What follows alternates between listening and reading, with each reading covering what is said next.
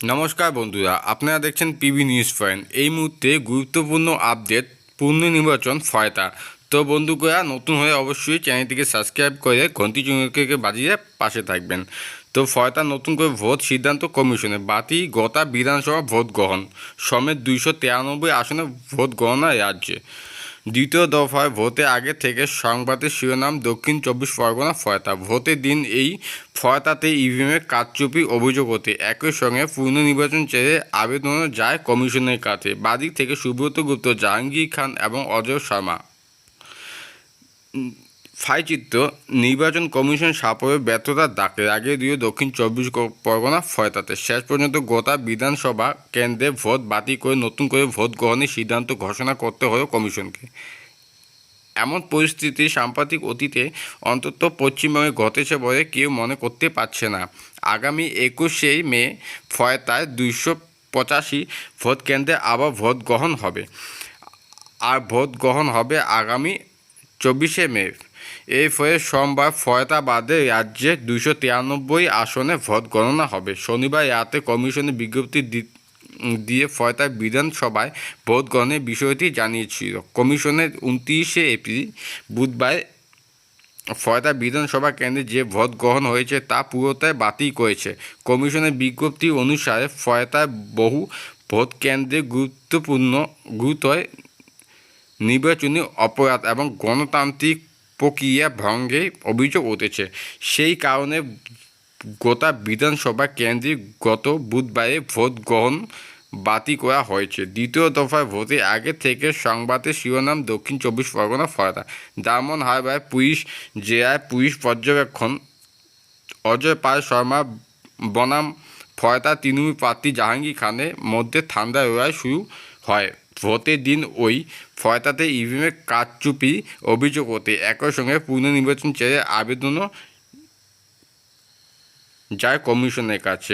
কোনো বুথে পুনর্নির্বাচন হবে তা নিয়ে সিদ্ধান্ত নেওয়ার আগে স্ক্রুটিনি করে কমিশন। দক্ষিণ 24 পরগনা জেলাতে থেকে বেশি বুথে পুনর্নির্বাচন আবেদন জমা পড়েছে। সেই তালিকায় ছিল ফয়তা। দেশের মুখ্য নির্বাচন কমিশন জ্ঞানেশ কুমারের নির্দেশ ফয়তা, মগরাহাট, ডায়মন্ড হারবার সহ দক্ষিণ 24 পরগনায় বিভিন্ন এলাকায় স্ক্রুটিনি প্রক্রিয়া পর্যবেক্ষণ করতে যায় কমিশন। নিযুক্তি বিশেষ পর্যবেক্ষণ সুব্রত গুপ্ত। পরিস্থিতি খতিয়ে দেখে পুনর্নির্বাচন সংক্রান্ত রিপোর্ট দিতে পাঠান সুব্রত। সূত্রের খবর সেই রিপোর্ট বিশেষ করে উল্লেখ ছিল ফয়তার নাম। কমিশনের কাছে পাঠানো প্রস্তাবে সুব্রত জানান ফয়তায় প্রায় 30টি বুথে পুনর্নির্বাচন করানো হোক। কেন তিনি পুনর্নির্বাচন প্রয়োজনীয়তা অনুভব করেছে তা ব্যাখ্যা দেওয়া হয়েছে বলে খবর। সূত্রের খবর ফয়তা পুনর্নির্বাচন সংক্রান্ত স্ক্রুটিনিতে চাঞ্চল্যকর তথ্য ধরা পড়েছে। ফয়তায় একাধিক বুথে নাকি ক্যামেরায় বন্ধ করে দেওয়া হয়েছে। নেটওয়ার্কের কারণে কন্ট্রোল রুমে সেই তথ্য আসেনি। তাছাড়া বেশ কয়েকটি বুথে ইভিএমে টেপ লাগিয়ে বিভিন্ন দলের প্রতীক ঢেকে দেওয়ার অভিযোগ ওঠে। ভোটের দিন প্রিসাইডিং অফিসার দুপুর 1টায় জানান টেপ তুলে দেওয়া হয়েছে, কিন্তু ততক্ষণে ওই বুথগুলিতে প্রায় 58% ভোট পড়ে গিয়েছে বলে জানা গিয়েছে। ফলে ওই বুথগুলিতে ভোট গ্রহণ প্রক্রিয়া নিয়ে প্রশ্ন ওঠে। তাই এই বুথগুলিতে পুনর্নির্বাচন প্রস্তাব দেওয়া হয় কমিশনকে। তারপরে কমিশন নতুন করে আবার ফয়তায় বিধানসভা ভোট গ্রহণের সিদ্ধান্ত নিল। ভোটের পরে বারবার উত্তপ্ত হয়ে উঠেছে ফয়তা। শুক্রবার সূত্র পায় দফায় দফায় উত্তেজনা ছড়ায় ফয়তায়। বিজেপি কর্মীদের ওপর মারধরের অভিযোগও উত্তপ্ত হয়ে উঠেছিল ফয়তায় হাসিমগয়। শনিবার ওই একই এলাকায় উত্তেজনা ছড়ায়। হাসিমনগর এলাকায় বাসিন্দাদের একাংশ তথা বিজেপি কর্মীদের অভিযোগ তাদের ভোট দিতে দেওয়া হয়নি। তাই প্রতিবাদ করা তৃণমূলের পঞ্চায়েতের প্রধানের নেতৃত্বে কিছু লোকজন হামলা চালিয়েছেন। বিজেপি কর্মী এবং সমর্থকদের মারধর করা হয়েছে। শনিবার 2 দিন জাতীয় সড়ক অবরোধ করেন বিক্ষুব্ধরা। পুনর্নির্বাচনের দাবি তোলেন তারা। একই সঙ্গে তৃণমূল প্রার্থী জাহাঙ্গীর খান এবং তার ঘনিষ্ঠ কয়েকজন নেতার গ্রেপ্তারিদের দাবি উঠেছে। এই অবস্থায় হুমকি দেওয়া এবং ভয় দেখানোর অভিযোগ জাহাঙ্গীরের ঘনিষ্ঠদের বিরুদ্ধে পদক্ষেপ নির্দেশ দিল কমিশন। ইসরাফুল এবং অপর এক জাহাঙ্গীর ঘনিষ্ঠ সুজাউদ্দিন শেখের নামোল্লেখ করে তাদের বিরুদ্ধে এফআইআর দায়ের করার নির্দেশ দেওয়া হয়েছে। এছাড়া তাদের সহযোগীদের বিরুদ্ধে এফআইআর দায়ের করার নির্দেশ দিয়েছেন কমিশন। স্থানীয় পুলিশকে ফয়তায় আইন শৃঙ্খলার উপর নজর রাখার নির্দেশ দেওয়া হয়েছে। ভোট গণনার জন্য অতিরিক্ত গণনা পর্যবেক্ষণ কাউন্টিং অবজারভার নিয়োগ করেছে নির্বাচন কমিশন। নিয়োগ করা হচ্ছে আরও পুলিশ পর্যবেক্ষক। সব মিলিয়ে মোট 242 জন পর্যবেক্ষক নিয়োগ করেছেন কমিশন সূত্রে খবর। ওই পর্যবেক্ষকদের কাজ হবে গণনা প্রক্রিয়ায় সাহায্য করা।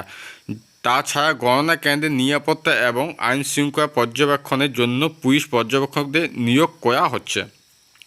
রাজ্যে প্রতিটি গণনা কেন্দ্রের নিরাপত্তা ব্যবস্থা কোনো ফাঁক রাখতে নারাজ কমিশন। সেই কারণে প্রতি কেন্দ্রের নিরাপত্তা ব্যবস্থা ধীরে সাজানো হয়েছে। আপাতত পশ্চিমবঙ্গবাসী রায় যন্ত্রবন্দি অবস্থায় রয়েছে স্কোটিং রুমে।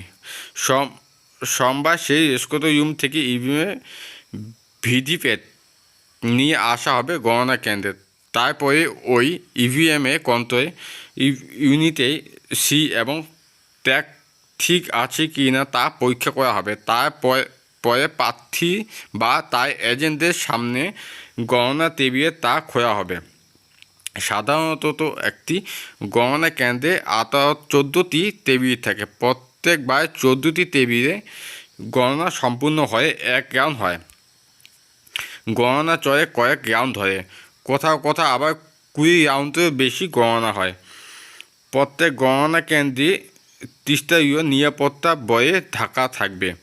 মূলত কেন্দ্রীয় বাহিনীর নিরাপত্তা বয়ের মাধ্যমে থাকবে গণনা কেন্দ্রগুলি।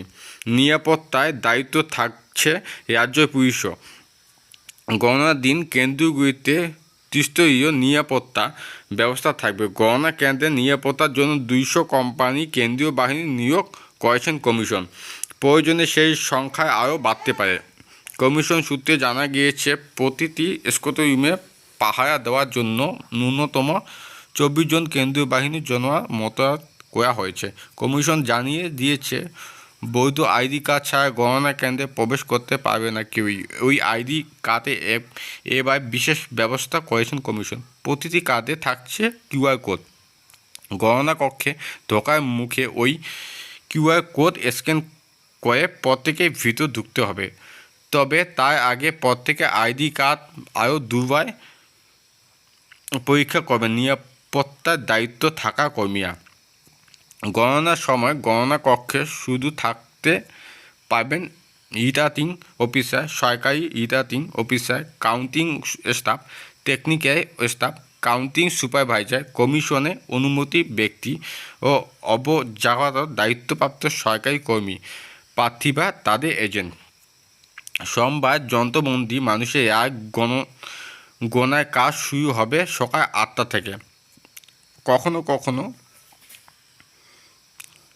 কোনো কেন্দ্র গণনা শেষ হবে রাতও পেরিয়ে যায়। গণনা শুরুতে পোস্টার ব্যয় গণনা হয়, তারপরে হয় ইভিএমে ভোট গণনা।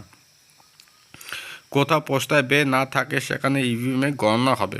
গণনা শুরু 4 ঘন্টার মধ্যে অর্থাৎ দুপুর 12টার মধ্যে ভোটের ফলে প্রাথমিক ধারণা আসতে শুরু করে, অর্থাৎ সেই সময়ের মধ্যে কয়েক রাউন্ড গণনা শেষ হয়।